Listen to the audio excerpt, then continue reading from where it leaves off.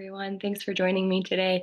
My name is Haley. I am a graduate assistant at the IDD Education Center at the University of Cincinnati. Today, we will be covering the topic of self-regulation and self-management. This is an introductory PowerPoint, so along with this, the module contains soft scripts on how to implement the intervention I'll be discussing today called the level system, as well as video models. There will also be a quiz at the end of it, at the end of the module to test your knowledge. You will receive a certificate of completion if you score 80% or higher. Let's get started. I will first give you a brief overview of the IDD Education Center and what we are about. Then we will go over self-regulation, the level system, which is the intervention that we'll be discussing today, and then some successes we've seen in the field utilizing the level system. So the IDD Education Center, our mission here is to create meaningful, life-changing experiences for people with IDD through innovative research, education, and services. We have four main programs: Impact, which is an adult day program that focuses on communication, vocational skills, and life skills. TAP, which is an inclusive college certificate program. CEASE, which is a high school program working on vocational skills and focusing on self-determination. And then there is RAC, which is a community resource program. So what is self-regulation? Self-regulation, a more academic definition, is the ability to modify arousal and emotional reactivity to achieve goals and maintain adaptive behaviors. What does that mean? This means that a self-regulated person has the ability to manage their thoughts, emotions, and behaviors. They can control impulses and act in more appropriate ways, and it helps people cope with change and be more flexible in their thinking. What is the importance of self-regulation? Some short-term effects of self-regulation include emotional control, as I touched on, progression towards one's goals. When a person is more more regulated, they are able to rationally think through a situation and are better able to complete steps towards their goals. Conflict resolution: instead of reacting to a situation, a person can respond in a calm manner. And then lastly, it helps with healthy habits. I know that when I'm more regulated, I eat better, I sleep better, I exercise more, which has a positive impact in all facets of my life. Some long-term effects of self-regulation: again, stronger interpersonal relationships. When there is less conflict, you have healthier relationships.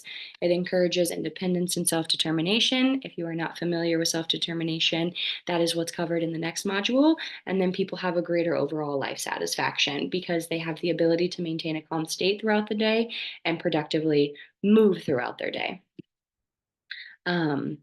We'll go back to this really quick. One thing I want to touch on is self-management is the ultimate goal. This means that a person can independently utilize the tools that they are given to self-regulate. It's important to remember that anyone can be taught to be the driver in their own self-regulation. It is our job to figure out the tools that someone needs in order to do that. When we talk about the level system, we will cover the level green, which means someone is in a calm state. This is normally the goal level, but just because someone is not in a calm state does not mean they are wrong or what they are feeling or exhibiting is bad. All emotions are okay, right? We all experience a range of emotions, and not being in a calm state is okay. No one emotion is good or bad, and it is our job to validate what the person is feeling instead of making them feel like they are doing something wrong for not being in a calm state.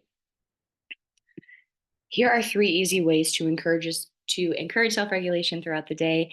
First, you want to teach and practice mindfulness.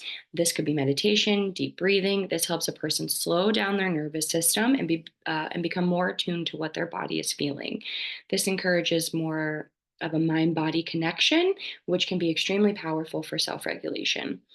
Encouraging physical activity, it does wonders for regulating the body.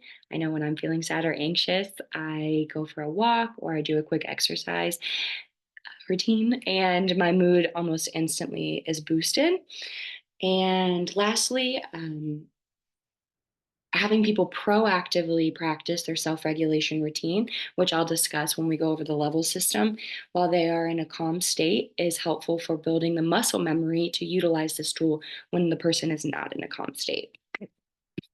There are multiple interventions that encourage self regulation, such as the self determination framework theory. Acceptance and commitment therapy has shown really great outcomes, and visual supports, which was covered in the last module, and then also the level system, which is what I'm here to cover today. So, actually implementing the level system. What does that look like? The level system has three parts: the do's and don'ts of my environment. These are objectives or goals that should be followed while an individual is in their target setting. I would stick to 3 to 4 primary goals. Next are the levels. Each level signifies varying emotional states and ways for an individual to get back to a calm state, in this case, green. Again, in this case, green signifies a happy and calm state. Yellow is when you're feeling maybe anxious or worried, and red is when you're really mad. And this can lead to more dangerous behaviors. The colors here are completely arbitrary and can be really anything you want them to be, as long as the person utilizing the level system and their support staff all know what it means. You can use anything: numbers, different colors, whatever works. Lastly, is the self regulation routine, which is a routine with a set of strategies and activities designed to help an individual reduce stress, anxiety, or heightened emotions and return to a state of calm and focus. Each level system should be completely individualized to the person and frequently reviewed and updated to ensure its accuracy. Next are the level cards. Level cards can be used simultaneously with the level system. A green, yellow, and red card can be printed and act as a visual cue to represent what level a person is in. All you need to do is hand the appropriate card to the person when you recognize and agree that they are in a certain level. This is really helpful in teaching people when to recognize that they're in a certain level. So, what do you do when to actually implement it and have the person start to master the level system? Each person should be rehearsing their levels 3 times per day proactively. This means that you review the do's and don'ts of your environment, review each part of the level system, how I feel, what it looks like, what I will do, how my teachers will help me, and have the person identify what their current level is. While you're reviewing, and at the end, say, what level are you in right now? If they're in green, you go on and you're great. If you guys agree that you're in yellow or red, then you should proactively practice that self regulation routine. Um, if the person is not yet able to identify their level, again, you should observe it, help them identify it, have them agree on it with you. You can do this by stating something like, Haley, I think you may be in yellow because I can see that you're fiddling with your hair, which is what I do when I'm feeling anxious. Do you agree? If the person agrees, you should practice their self regulation routine. Even if the person is in green, they should practice the steps of their self regulation routine during each rehearsal. I know that time can be a barrier throughout the day. Um, so if that is an issue, try to practice that self-regulation routine at least once a day. 3 times a day is best practice, but I certainly know that life happens sometimes. Next are a few phrases that will be helpful in utilizing the level system in action. Review, recognize, remind, and prompt, wait, help. So when someone is in an escalated state, whatever that looks like for the person, we need to remember to review, recognize, and remind. So first, review. This means that we are proactively practicing the level system 3 times per day. We're recognizing and agreeing on what level someone may be on. Like I said, you can state, Haley, I see that you may be in yellow because you're fiddling with your hair. Do you agree?